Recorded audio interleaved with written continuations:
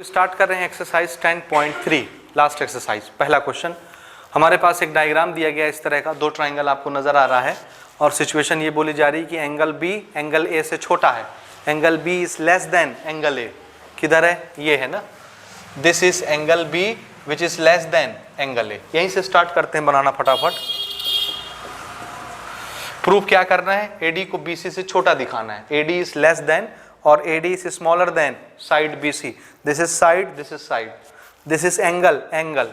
और साइड को हमको छोटा दिखाना है। हम थ्योरम जान रहे हैं 10.8 और 10.9, ठीक है, ये हम पहले कर चुके हैं। सिमिलरली चलिए फटाफट हम डिस्कस करते हैं। सबसे पहले क्या दिया हुआ है? Angle B is less than angle A। तो हम क्या जानते हैं थ्योरम नंबर 10.9 से, है ना, जो एंगल छोटा होगा उसके सामने वाली साइड भी छोटी होगी, जो एंगल बड़ा होगा उसके सामने वाली साइड बड़ी होगी। तो एंगल बी के अपोजिट कौन सी साइड है? बी के अपोजिट ट्राइंगल ये है भाई ना, OAB ये। तो एंगल बी के अपोजिट कौन सी साइड है? OA। एंगल ए के अपोजिट कौन सी साइड है? OB। ये समझ आया है ना? If angle B is less than angle A, then opposite side is also less than this opposite side, ठीक है ना। यहाँ रीजन में क्या लिखेंगे?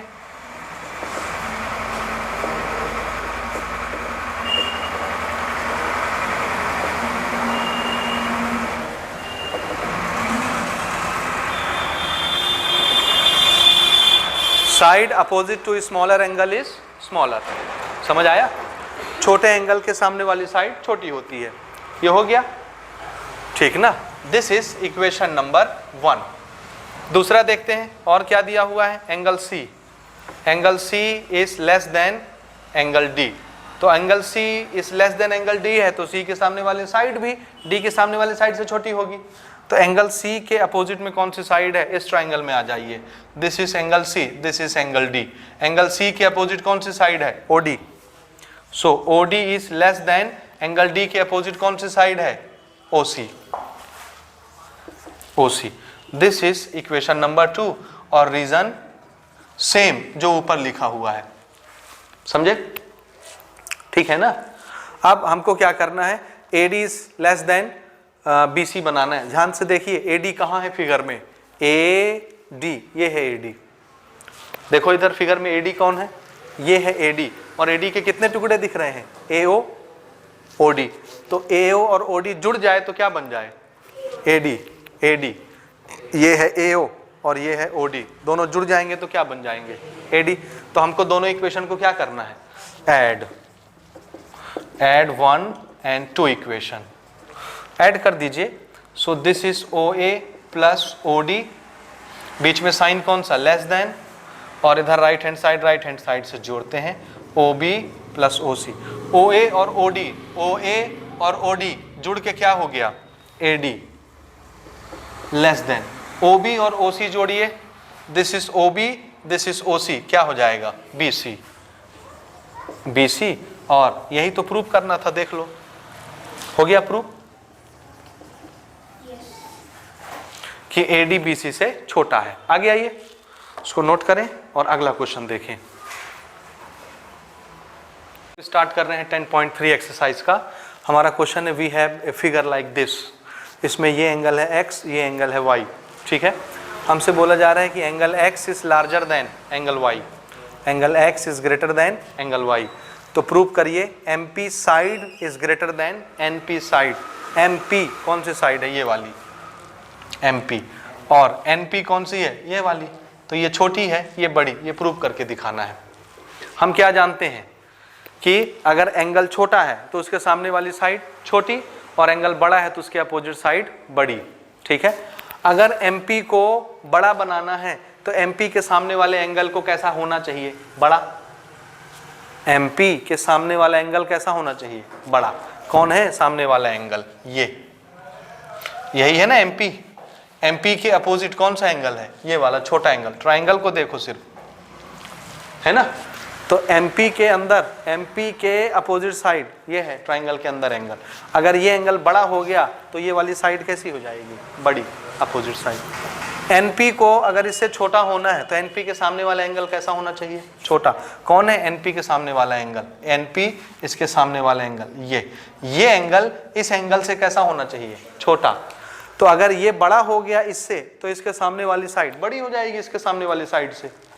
समझे? ये थ्योरम हम जान रहे हैं, थ्योरम नंबर 10.8 और 10.9।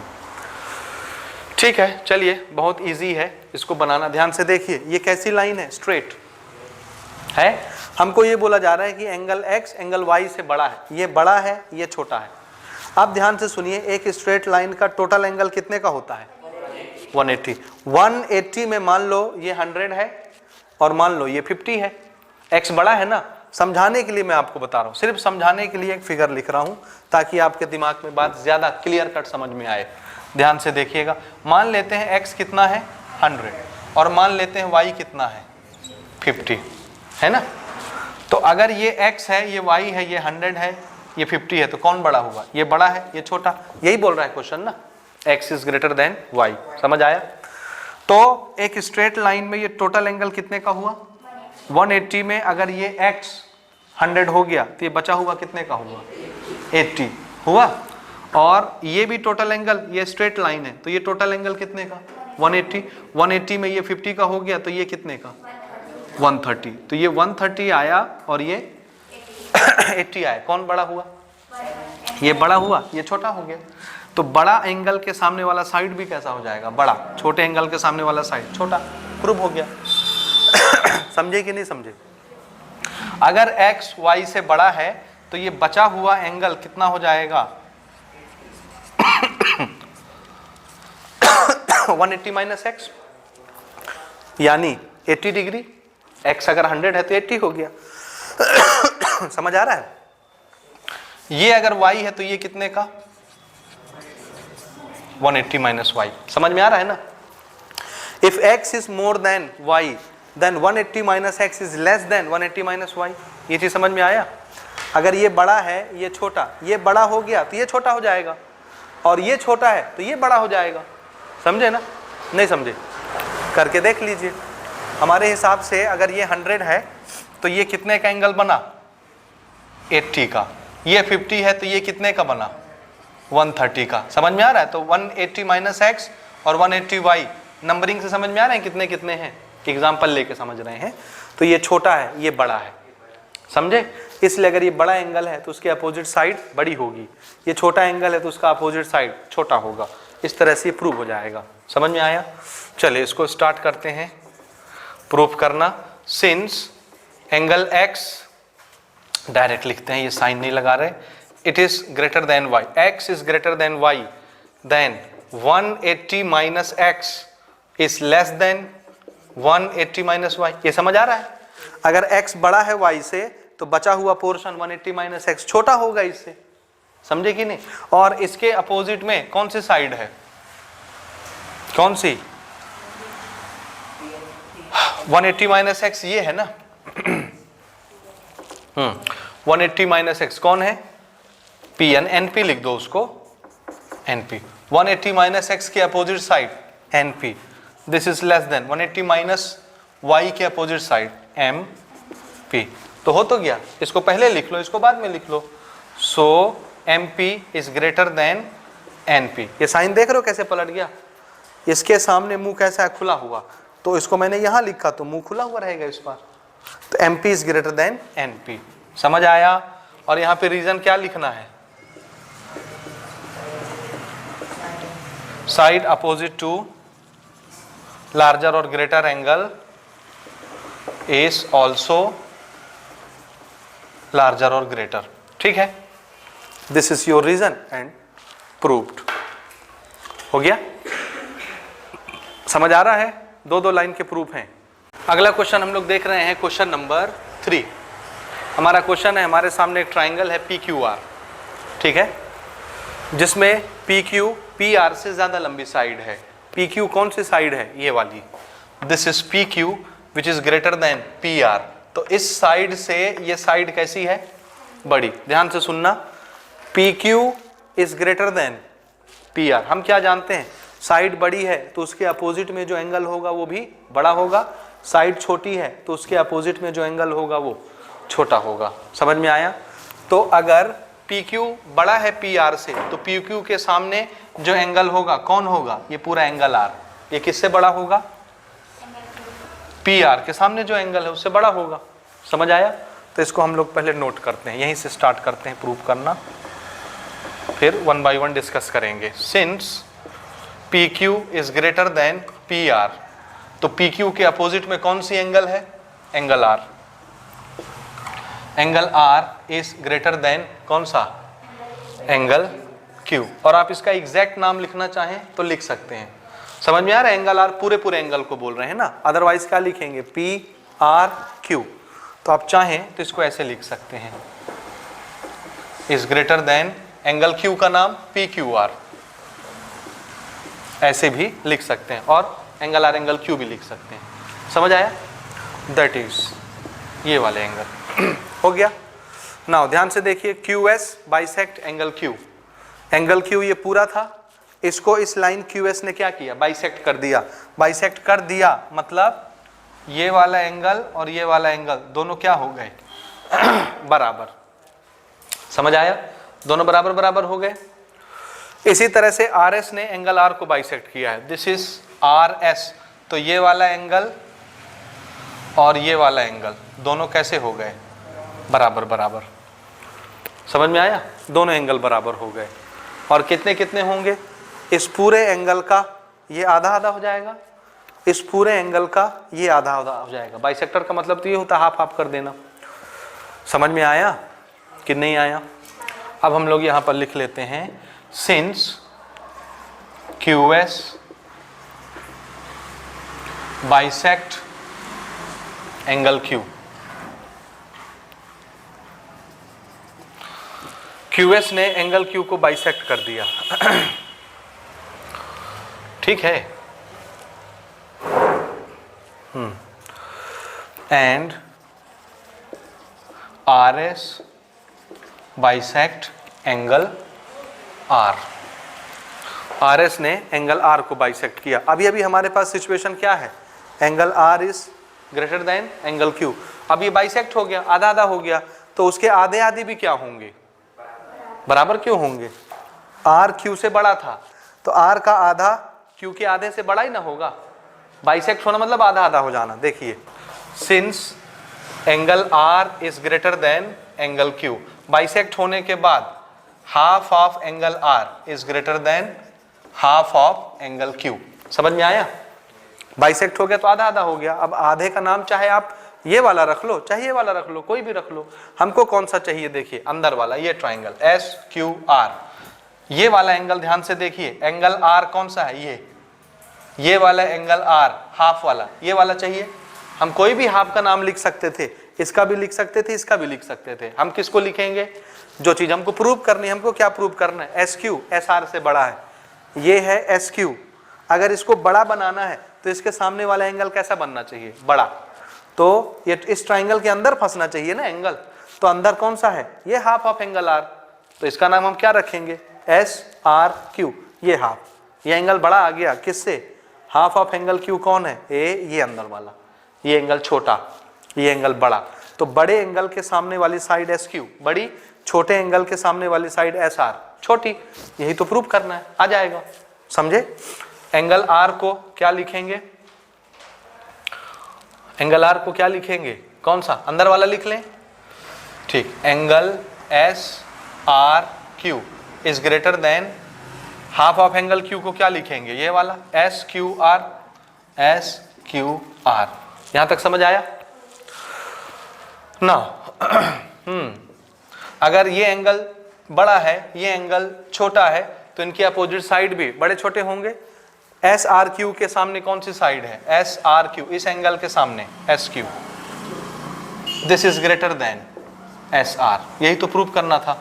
रीजन क्या लिखोगे? साइड अपोजिट टू, हाँ, ग्रेटर एंगल इज ग्रेटर। ये प्रूव हो गया। बोलो समझ आया ये? ठीक, नोट करें और आखिरी क्वेश्चन देखें। डिस्कस कर रहे हैं क्वेश्चन नंबर 4। हमारे पास एक फिगर है इस तरह का और हमको सिचुएशन क्या दी जा रही है, पी क्यू और क्यू आर क्या है आपस में बराबर। This is a triangle P Q R, in this is P Q and this is P R, both are equal, then which type of triangle it is, isosceles triangle. अगर दो side बराबर है तो उनके अपोजिट एंगल क्या होंगे, equal. तो P R के अपोजिट कौन सा एंगल है, ये, और पी क्यू के अपोजिट कौन सा एंगल है, ये दोनों एंगल भी क्या हो गए, बराबर हो गए। चलिए स्टार्ट करते हैं proof. Since P Q is equal to P R, therefore P Q के सामने कौन सा एंगल है, P Q, angle R, this is equal to P R के सामने एंगल क्यू। एंगल क्यू का नाम समझ में आ रहा है ना, कौन सा हुआ, ठीक, जरूरत पड़ेगी तो लिख लेंगे। This is according to isosceles triangle. Reason चाहे तो आप रीजन लिख सकते हैं, क्या, angle opposite to equal sides are equal, ठीक है ना, angle opposite to equal sides are equal, this is isosceles property, ठीक है, बोलो जोर से, ठीक। तो ये दोनों एंगल बराबर हो गए। अब हमको क्या प्रूव करना है, P S is greater than P Q. कौन है पी एस, ये, इस पी एस को इस पी क्यू से क्या करना है, बड़ा दिखाना है। भैया पी क्यू और पी आर तो दोनों बराबर है ना, तो चाहे पी क्यू बोलो चाहे पी आर बोलो, हमको इसको बड़ा दिखाना है। अगर इसको बड़ा दिखाना है तो इसके सामने वाला एंगल कौन है, एंगल आर। पी एस के सामने वाला एंगल कौन है, एंगल आर। और चाहे पी क्यू बोलें चाहे पी आर बोलें, दोनों तो बराबर हैं, पी क्यू पी आर। तो हम अभी पी आर ले लें बड़ा ट्राइंगल देखने के लिए, बोलो पी आर की जगह क्या लिख सकते हैं, पी आर की जगह पी क्यू कभी भी लिख देंगे। तो आप देखिए पी आर को और आप देखिए पी एस को। हमको पी एस को बड़ा बनाना है किससे, पी आर से। तो पी एस के सामने वाला एंगल आर और पी आर के सामने वाला एंगल एस, इन दोनों में कौन सा एंगल बड़ा होना चाहिए, एंगल एस बड़ा होगा तो उसके सामने ये वाली साइड बड़ी हो जाएगी, पी एस नहीं होगी। हमको किसको बड़ा लाना है, पी एस को बड़ा लाना है पी क्यू से। पी क्यू को भी पी आर मानिए, पी क्यू को भी क्या मानिए, पी आर। तो हम लोग पी एस और पी आर के बीच में कंपैरिजन कर रहे हैं। अगर पी एस को बड़ा होना है तो उसके सामने वाले एंगल को बड़ा होना है। पी एस के सामने कौन सा एंगल है, एंगल आर, बड़ा होना है इसको। और पी आर के सामने कौन सा एंगल है, एंगल एस को छोटा होना है। तो अगर हमने एंगल आर को एंगल एस से बड़ा बना दिया तो ये खुद ब खुद क्या हो जाएगा, बड़ा, पी एस। और एंगल आर किसके बराबर है ना। अब देखिए अगर एंगल क्यू इससे बड़ा हो जाए, एंगल क्यू इससे बड़ा हो जाए तो क्यू ही तो आर है ना, आर खुद ब खुद इससे बड़ा हो जाएगा। एंगल क्यू इस एंगल से बड़ा है कि नहीं, क्यों, एक्सटीरियर एंगल, देखिए घबराइए नहीं, देखिए देखिए देखिए ट्राइंगल, देखो ट्राइंगल एस पी क्यू, ये दिखा ट्राइंगल। अगर मैं एस क्यू वाली लाइन को एक्सटेंड कर दूं तो ये कौन सी एंगल मानी जाएगी, एक्सटीरियर। किसके बराबर होता है, सम ऑफ टू अपोजिट एंगल के बराबर होता है कि नहीं। तो ये और ये मिलके हैं, जुड़ते हैं, तब इसके बराबर बनता है। तो ये इससे बड़ा हुआ कि नहीं, और ये इसके बराबर था। तो अगर ये इससे बड़ा है तो ये भी इससे बड़ा है, आर बड़ा हो गया इससे, और उसके अपोजिट साइड बराबर हो जाएगी। समझे, चलिए इस तरीके से इसको बनाएंगे ना, ध्यान से देखिए। Now in triangle P S Q, angle Q is an exterior angle, होगा एक्सटीरियर एंगल। तो अगर ये एक्सटीरियर एंगल है तो ये और ये इन दोनों एंगलों के सम के बराबर हुआ ना। So angle Q is equal to angle S plus angle P. Angle P से मेरा मतलब क्या है, समझ रहे हैं आप ना, इस ट्राइंगल में देखना, इसलिए एंगल पी छोटा वाला ले रहे हैं। तो जब एस में कुछ जुड़ता है तब क्यू के बराबर बनता है। तो एंगल क्यू एस से बड़ा हो गया कि नहीं, बोलिए, हुआ ना।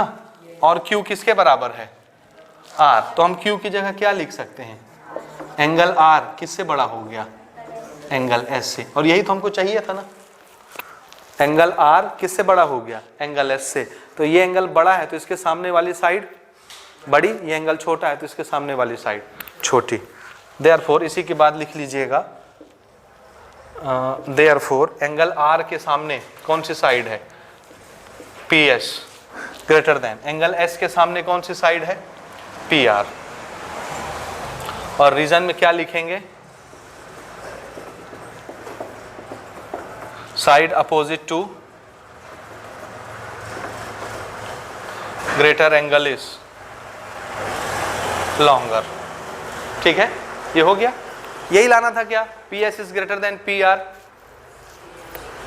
और पी आर किसके बराबर है, देखो ना, तो पी आर की जगह क्या लिख दें, P S, since P R is equal to P Q, therefore P S is greater than P Q, prove हो गया। आप एक बार घर जाइए, इस एक्सरसाइज के जितने क्वेश्चन आपने आज लगाए, इवन एग्जाम्पल भी इसके पीछे के, उन सब को दोहराइए, एक बार अपने से बनाने की कोशिश करिए, और जो हमने आपको बना के दिखाया इसको एक बार आप देखिए, मैच करिए अपनी नोट से, और बिना देखे इसको बनाइए, तब आपसे इसके क्वेश्चन बनेंगे। समझ आया? इसी के साथ हमारा ये चैप्टर भी खत्म होता है, कंग्रुएंसी ऑफ ट्राइंगल, और इसके बाद हमारा कौन सा चैप्टर आ रहा है, क्वाड्रिलेटरल का। We will start from the next class, quadrilateral. Thank you.